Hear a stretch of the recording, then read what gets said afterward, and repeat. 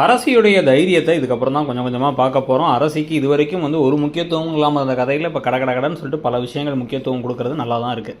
So அதில் முக்கியமாக நம்ம எதிர்பார்க்குற விஷயம் என்ன அப்படின்னு வந்து பார்த்திங்கன்னா, அவங்க உண்மையவே சொல்லிடணும்னு நம்ம எதிர்பார்த்தாலும் அப்படி போனால் கதை டபக்குன்னு முடிஞ்சிருங்கிறதுனால அப்படியே தான் இழுக்க போகிறாங்க. அதில் வந்து இப்போ குமரவேல் என்ன பண்ணுறாரு அப்படின்னா, ஏற்கனவே காட்டுக்குள்ளே கொண்டு போய் விட்டு வந்தார். இப்போ வேணும்னே பாண்டியன் முன்னாடி வெறுப்பேற்றுறதுக்காக கூப்பிட்டு என்னோட பர்ஸ் எடுத்துவான்னு சொல்லிட்டு அதை கரெக்டாக எடுத்து வரலான்னு தலையிலே கொட்டுன்னு கொட்டுறாரு.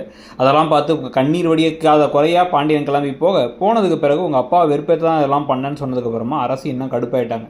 சாம்பாரை ஊற்று அப்படிங்கும்போது சுட சுட சுட சாம்பார் எடுத்து கொஞ்சமாக ஊற்ற, என்ன இப்படி கலக்கி கொஞ்சம் கொஞ்சமாக ஊற்றுற, அள்ளி ஊற்று அப்படின்னா அள்ளி முகத்திலே ஊற்றி தலையிலே கவுத்து விட்டுறாங்க. ஐயோன்னு அவர் அப்படியே அலறி துடிச்சு சுட சுட இப்படி எந்திச்சு நிற்க, அப்போ எல்லாருமே வந்துடுறாங்க. வந்தோடனே இப்போ கை தவறி விழுந்துருச்சு அப்படின்னு ஒரு ட்ராமாவை போட போகிறாங்கன்னு நினைக்கிறேன். ஏற்கனவே கையில் குத்திக்கிச்சுங்கிற மாதிரி. இது ஆனால் யார் முதல்ல கண்டுபிடிக்க போகிறா, இவங்களுக்குள்ள பிரச்சனை இருக்குது, இவங்க நிஜமாக வந்து லவ் பண்ணி கல்யாணம் முடிக்கல அப்படிங்கிறத யார் கண்டுபிடிக்க போகிறாங்கிறத பார்க்கலாம். நீங்கள் என்ன நினைக்கிறீங்க, கதை எப்படி போகுது அப்படிங்கிறத சொல்லுங்கள். இடம்பொருள் சேனலையும் சப்ஸ்கிரைப் பண்ணிவிடுங்க.